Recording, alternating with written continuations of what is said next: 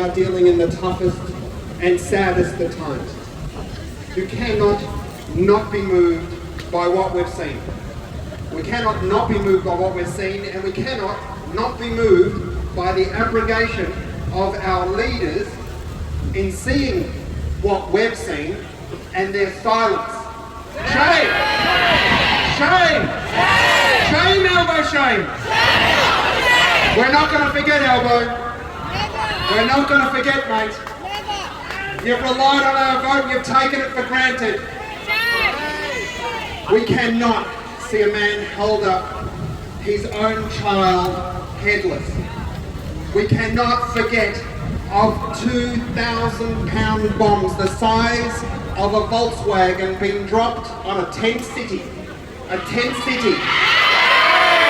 A tent city where people were told to go, they'd be safe. A tent city that people were told they'd be safe after 1, 2, 3, 4, 5 dislocations. A tent city that Zionist, genocidal, apartheid Israel knows the coordinates of and dropped the bomb. It dropped the bomb after the highest court of earth said stop. It dropped that bomb to say to that court, we don't recognize you. Well, we recognize Israel. We recognize that you're a rogue, apartheid, genocidal state, and you will live in infamy for history's sake. We will not forget. We will not forget. And when the arrest warrant comes out, I will celebrate, because 120 nations will turn their back on you, you scumbag. 120 countries will turn their back on you as signatories to the Rome Statute because you're a war criminal. And you will be welcomed into countries that will cuddle you and embrace you because they are just as criminal. Bush and Blair and Howard got away with it. They got away with it. But Biden, Netanyahu and you, Elbow, you're not getting away with it. You're not getting away with it. We will keep the picture of you shaking his blood-dripped hand and stick it on your gravestones. Your legacy is stained forever. Now, my brothers and sisters, the genocide that we are seeing, we need to remember and connect it to every Indigenous struggle, and in particular to our black brothers and sisters here. This always was and always will be Aboriginal land. Our black brothers and sisters here who stand with us proud and understand that the Palestinian people, their fight for liberation is theirs. Because every colonised person sees themselves, every brown person, every black person, every oppressed person sees themselves in Palestine. And every coloniser, every racist, every supremacist, whatever that supremacy might be, white supremacy, patriarchy, homophobia, whatever your hate, you see it mirrored in Israel. Shame! And we think about our heroic brothers in Kanak fighting against French imperialism. Shame! Imagine being Macron and flying all the way around the world, ending up in Kanak and still thinking you're in France. Shame! Kanak will be free, West Papua will be free, Aotearoa will be free, Kashmir will be free, Palestine will be free, and our brothers here will be free. You can kill a Palestinian, you can shoot them, you can demolish our houses, but we are, and we will always resist. Palestine is uplifting the world, and the freedom in Palestine will be the freedom of everyone. The freedom of everyone, because our fight is an anti-imperial, anti-colonialist, anti-racist fight. It's a movement built on love, on inclusion, on belonging, on a tomorrow that is better for all of us. There is no room for hate. There is no room for hate on our movement. If you have any hate in your heart, leave now, because we don't want you and you don't belong. You will have heard, my friends, you will have heard. I mean, we talk about peak Israel being October 6th. In October 6, people still thought Israel was like this normal country. Like a normal country, like a Norway, you know, a normal country. We've always known that it's a racist, genocidal, white supremacist, hate-filled entity. We've known. But now, the whole world knows. The whole world knows.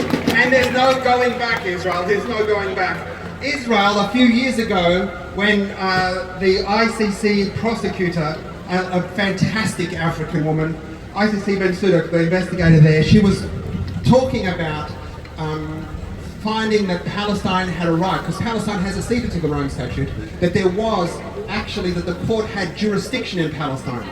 Well, the Mossad did what Mossad does, you know, the Israeli spy agency. They engineered a meeting where the head of Mossad, Yossi Cohen, long may he go to hell, he bumped into her accidentally and said, you know, I understand that you're thinking about investigating Israel.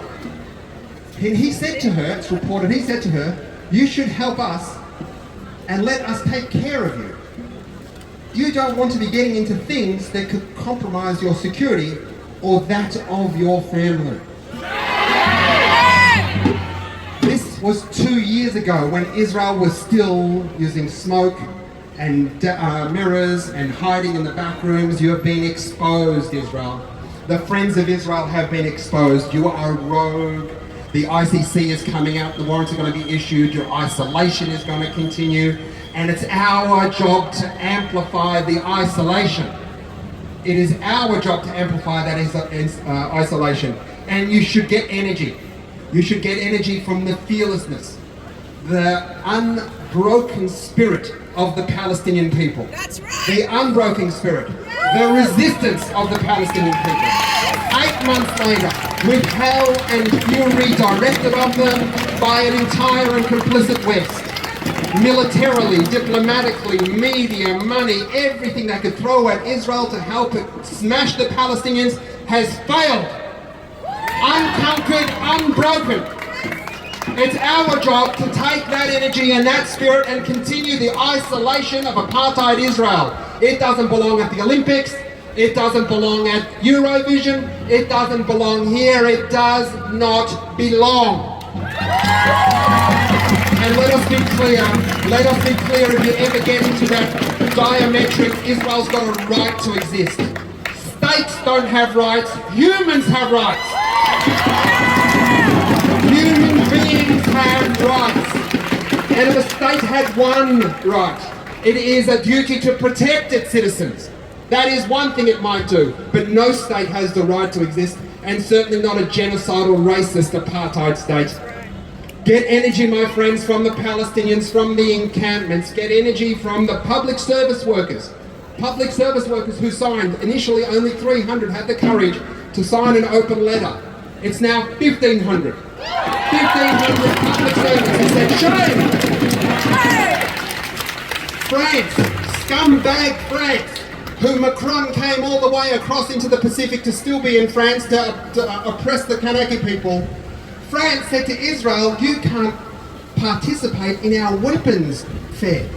Scumbag France doesn't want Israel there. Scumbag France said if the ICC issues a warrant and Benjamin Netanyahu comes, we will arrest him. Scumbag France! Imagine, and this is scumbag France, it's dripping in the Pacific but also throughout Africa as well, still a colonial enterprise and participating in the oppression of our black brothers and sisters in Africa. Scumbag France said, piss off Israel! The future is ours, my friend, the future is ours. And I say this to people, if you want to know what you would have been doing during the Holocaust, you are doing it now.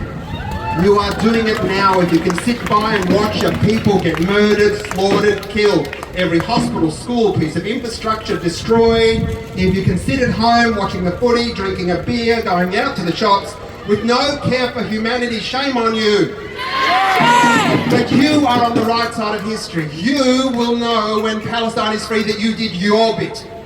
And your bit is to amplify the call of Palestinians, to boycott, to divest, to sanction, Talk to your family and friends about Palestine. Wear your keffiyeh, wear a pin, be proud, uplift, elevate Palestinian voices. Do not be silent. Work out what you are prepared to do. What are you prepared to lose for Palestine, for humanity? Because we will all be judged one day, my friends. We will all be judged. We will all be judged. My friends, this fight can't happen without all of our allies. Without all of our allies. And I want to talk about one of my dear projects, and that's radio station 3CR Commercial Radio. A big shout out. 3CR has been a voice for Palestine since the 70s. The very first Palestinian show was in 1975, I think, Loretta, anyone, something like that, in Brunswick, and it exists till today. It's called Palestine Remembered. It's my radio show, 9:30 every Saturday morning.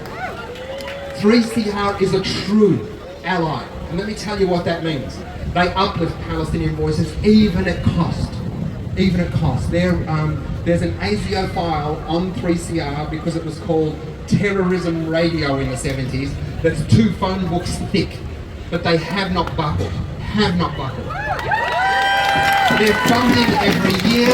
It's contingent upon renewing their license, and every year they struggle. Every year they struggle. In 2 Saturdays from today, which is the 15th of June, there's a radiothon. There's people who are going to pass this out. Support 3CR, support our allies. Donate $5, $10, $20, whatever you can, please. Make sure that 3CR stays on the air.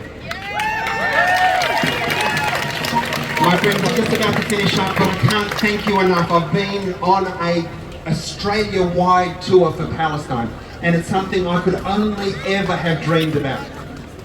And I say dreamed about because I've been a Palestinian advocate for my entire life.